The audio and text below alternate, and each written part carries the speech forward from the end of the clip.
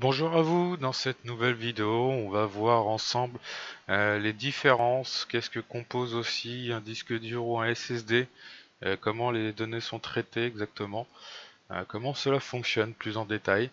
Et pour finir, on va aborder deux logiciels très pratiques qui vous permettront d'une de connaître l'état de fonctionnement de son disque et de deux de pouvoir faire un test de performance.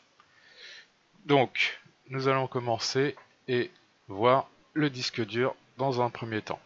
Donc voici notre disque dur, ça va être la mémoire de votre ordinateur, c'est lui qui va y stocker toutes les informations, toutes les données enregistrées sur votre ordi.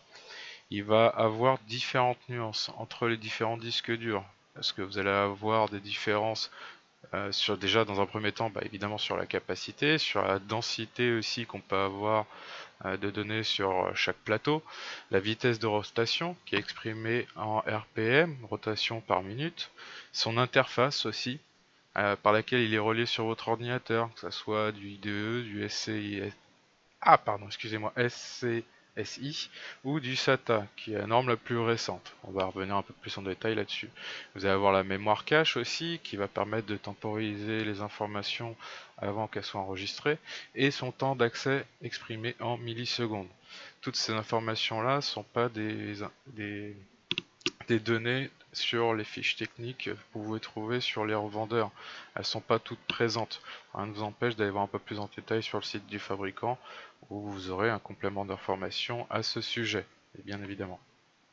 Et maintenant, voyons ce que contient notre disque dur exactement. Rentrons un peu plus en détail à ce sujet. Donc, on va voir dans un premier temps les plateaux, c'est les espèces de galettes rondes que vous avez dans votre disque dur, sur lesquelles les données vont être enregistrées. Et donc, bien sûr, toutes vos données sont stockées pas sur un, mais sur plusieurs plateaux qui tournent autour d'un axe central, dans le sens inverse des aiguilles d'une montre, et la vitesse peut varier entre 4000 à 15000. Ça, c'est des informations que vous trouverez sur la fiche technique du produit. Et ça va aussi influer du coup sur le temps d'accès aux données. Évidemment, plus vous avez une rotation élevée, plus le disque va pouvoir tourner rapidement pour pouvoir euh, positionner les données. Alors après, ça ne fait pas tout aussi, parce que évidemment, vous allez avoir la densité d'informations sur les galettes. En fonction de la génération, vous avez une densité plus ou moins élevée, et ça aussi, ça va jouer sur la rapidité de votre disque. Et nous allons avoir suite à ça les bras mécaniques qui vont être situés sur un axe eux aussi et qui vont avoir comme intérêt d'avoir tout au bout à la pointe les têtes de lecture et d'écriture qui vont justement pouvoir enregistrer les données ou les lire sur les plateaux. Et ces têtes sont en fait des électroaimants qui se baissent et se soulèvent et qui sont séparés en fait seulement de quelques microns de la surface. Cependant, les têtes ne peuvent pas se déplacer individuellement et seulement une tête peut lire ou écrire à un moment donné. Les données en question sont en fait stockées dans ce qu'on appelle des clusters. C'est des zones qui sont occupées sur les plateaux pour justement enregistrer les données. C'est plusieurs secteurs du plateau dans lesquels vous avez vos données qui sont enregistrées pour un seul et même fichier précisément. On va avoir aussi le système de positionnement des têtes, en fait, ce qui va faire bouger le bras dans le disque dur. On va avoir aussi l'alimentation, qui se peut changer avec le temps, mais aussi l'interface, par contre, qui a été modifiée plusieurs fois en fonction des générations. Ça va être vu un petit peu plus loin. Donc nous avons vu toute la partie mécanique de notre disque dur, il nous reste une autre partie du disque à aborder qui est la partie électronique. Vous avez en fait au dos de votre disque dur une carte électronique qu'on va trouver plus souvent sous le nom en fait de contrôleur sur internet. Cette carte va intégrer différentes choses. Vous allez avoir déjà un contrôleur qui va permettre d'orienter les données qui sont transmises par votre ordinateur. On va avoir aussi le cache qui est en général intégré dessus. Et on peut avoir une dernière chose, c'est une puce, une mémoire flash qui est fournie en général pour les disques durs qui sont SSHD.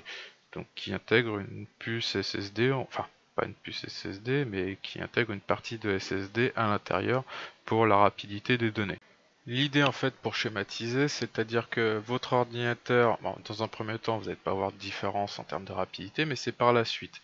Votre ordinateur va réclamer à votre disque dur un certain nombre de fichiers, et en fait à partir du moment où le contrôleur perçoit que c'est très souvent les mêmes fichiers qui sont réclamés, il va les stocker sur cette mémoire, qui va du coup avoir un temps d'accès beaucoup plus rapide. Et c'est ce qui va vous permettre de gagner en rapidité. Mais ne croyez pas avoir quelque chose d'aussi rapide qu'un disque SSD. C'est juste une puce qui est en général d'une capacité assez faible. Si je me trompe pas, c'est de l'ordre de 8 à 16 Go, pas plus. Et donc du coup, les données les plus fréquemment réclamées par l'ordinateur vont être stockées dessus pour la vitesse d'accès. Nous avons vu ensemble la partie disque dur, nous allons voir maintenant les SSD, rentrer un peu plus en détail sur ce type de stockage. Et donc comme pour les disques durs, on va voir différentes choses qui vont faire la différence sur les SSD. Donc on va avoir évidemment la capacité en gigaoctets ou teraoctets, la vitesse de lecture, la vitesse d'écriture, et on va avoir aussi une chose particulière qui est le TBW. Donc, qui est en fait je fais pas la partie anglais, qui est en fait une partie exprimée en teraoctets qui correspond à la quantité maximum d'octets pouvant être écrits sur le SSD au cours de sa vie. Pourquoi? Parce que les puces, les mémoires que vous allez avoir, toute la partie électronique a une certaine durée de vie. Et donc pour pouvoir avoir on va dire une fourchette sur la durée de vie, on va avoir cette notion-là qui va vous permettre de savoir jusqu'à quand votre SSD est encore valide, on va dire. Ça n'empêche pas qu'une fois que vous arrivez au bout, le SSD va pas se désactiver complètement. C'est juste pour vous dire qu'arrivé à cette partie-là, bah, il y a de grandes chances que votre support de stockage crache. Mais c'est pas pour autant qu'il va le faire. Alors après, cette notion pour moi est relativement vague. Je trouve que c'est quelque chose qui est pas forcément exprimé correctement. Parce que sur les disques durs, on n'a pas cette partie-là, parce qu'il n'y a que de la mécanique. Donc on estime qu'à part le fait que votre disque dur prenne un choc, euh, la partie mécanique ne devrait pas être endommagée. Et dans ce cas-là, votre disque dur ne devrait pas avoir sauté. Et si je fais une comparaison avec par exemple les réflexes, pour avoir fait de la photo, je sais de quoi je parle à ce niveau-là sur cette indication. C'est-à-dire que vous pouvez avoir une durée de vie sur la partie mécanique d'un réflexe, sur la partie du l'obturateur en fait. Vous allez avoir sur la mécanique du miroir, vous allez avoir en fait une notion qui est donnée sur les appareils réflexes, bon, qui est moins le cas maintenant, sur le fait que il est prévu pour temps de déclenchement. C'est une notion que les photographes connaissent très bien en achetant un appareil réflexe. C'est surtout une donnée qui est pour les professionnels. Si votre appareil dépasse 100 000 déclenchements par exemple, il est plus sous garantie constructeur parce que la mécanique, on va dire, est censée être usée. Par contre, pour ce qui est du capteur lui-même, qui est une partie électronique, qui est une partie photosensible, lui, il n'a pas de garantie à ce niveau-là sur la durée. Pourquoi? Parce qu'elle n'est pas forcément calculable, mais quelqu'un qui aurait tendance à faire de la vidéo, donc du coup à exposer le capteur en permanence à la lumière, n'a pas d'indication sur la durée de vie de son capteur en vidéo. Alors, pour en terminer avec cette notion-là, à savoir que quand même l'indication qui vous est donnée, en règle générale, pour la plupart des appareils, si on fait un calcul, ça revient en fait à une utilisation permanente du disque SSD sur une période de 10 ans à peu près, pour un usage grand public. Donc, faites votre calcul vous-même en fonction de ce que vous voyez, mais vous avez quand même là largement le temps. Mais il est vrai qu'une fois que le composant est détruit, bah aucun moyen de revenir en arrière et de récupérer les données qui sont volatilisées pour le coup. Alors que sur un disque dur, les galettes auront toujours les données enregistrées. Vous avez des sociétés spécialisées qui sont dans la récupération de données qui peuvent faire ça. Par contre, avec un coût très très élevé. Donc à bien être sûr que ces données ne sont pas indispensables. Sinon vous allez vous retrouver avec une facture qui peut atteindre plus d'une centaine d'euros facilement. Et donc il serait temps maintenant de passer à la suite des choses, c'est-à-dire ce que comporte notre disque SSD. Donc comme vous voyez, rien à voir avec un disque dur, aucune partie mécanique. On va voir plusieurs puces qui sont les mémoires flash sur lesquelles sont stockées les données. Nous allons pouvoir retrouver le contrôleur et le cache.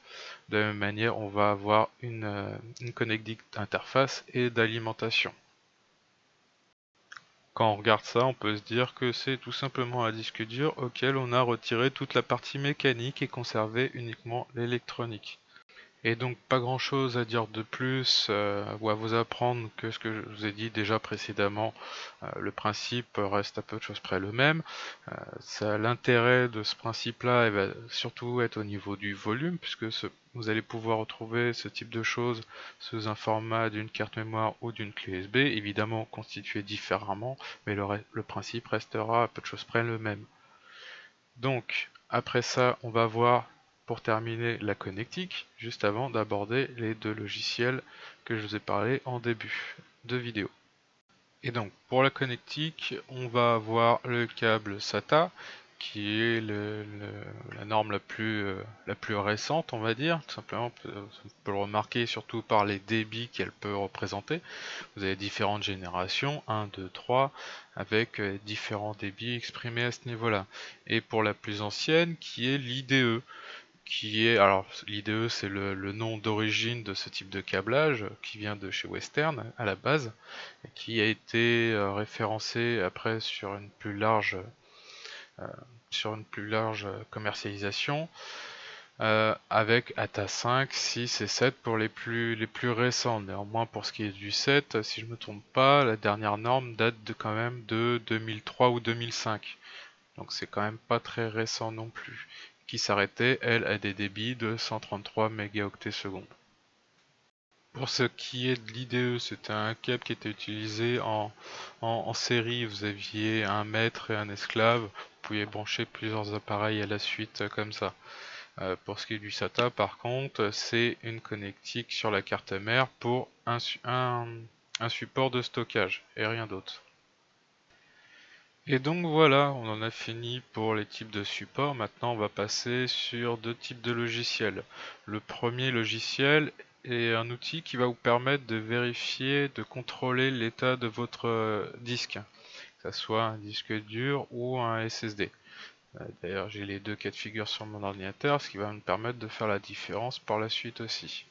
Donc comme vous voyez, il va vous mettre un état, la température, vous avez différentes caractéristiques qui vous ont informé, donc le smart aussi, qui permet justement de récupérer ces informations-là. Si c'est pas activé, vous ne pourrez pas les collecter. Pour le faire, il faut aller dans le BIOS sur votre ordi.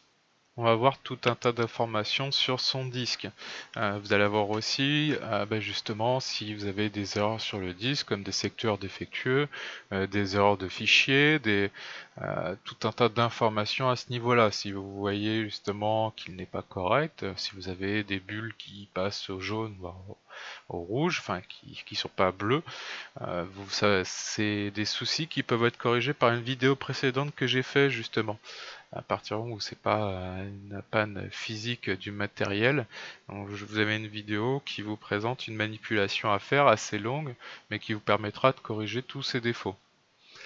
Donc voilà, pour la deuxième vidéo, deuxième logiciel utilisé, là ça va être un test de performance que je vais du coup pouvoir effectuer sur mon SSD et sur mon disque qui est un SSHD. Donc comme on a pu voir avec une puce avec une mémoire flash. Donc pour le coup là vous avez le SSD qui est en cours, donc vous avez juste en fait à faire une sélection du support, à sélectionner quel type de cycle vous voulez qu'il soit fait, la capacité de transfert et puis la norme qui est utilisée. Une fois que vous avez fait ça, vous avez un résultat au complet qui s'affiche à l'intérieur de la fenêtre. Maintenant, on va pouvoir effectuer le même type de test avec le disque et on va pouvoir faire une comparaison complète des deux à la fin. Alors là, c'est une des vidéos que je vous ai mis en séquence très rapide pour le coup. J'ai fait une vitesse multipliée par 4. C'est vraiment très long. Donc vous attendez pas à ce que ça soit corrigé en 5 minutes. Après, vous pouvez jouer sur les différents types de réglages pour que ça soit plus ou moins rapide, mais les résultats seront plus ou moins fiables aussi pour le coup. Après, c'est pas quelque chose que vous allez faire en permanence, c'est vraiment pour tester les débits. Si vous avez acheté une clé USB, vous voulez vérifier si elle répond bien aux normes, au débit annoncé, ça vous permettra de le contrôler par exemple.